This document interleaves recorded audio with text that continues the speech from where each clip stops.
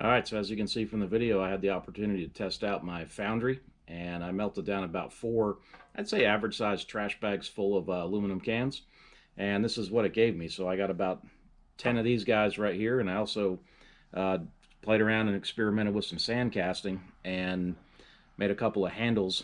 These are for future woodworking projects, but they turned out pretty good. I'm pretty happy with the way these things turned out. So I want to show you guys a couple tools I made to help me with this real quick. So this is my scoop, and this is just 3/8 inch round stock, and then I welded on, I bent a piece of flat stock, and then I welded it on and shaped it a little bit, and it worked really well. So I was really happy with this thing, and it also helped me push the aluminum cans down into the hotter part of the foundry itself. This thing also helped me scoop out some of the impurities that you get when you melt down aluminum cans.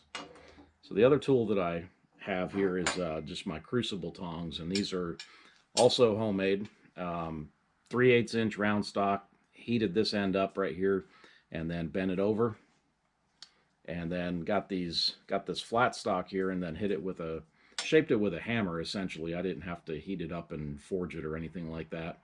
And then when I got it close to the shape of the crucible that I'm using, I welded it onto the ends here, and you can kind of see how that works.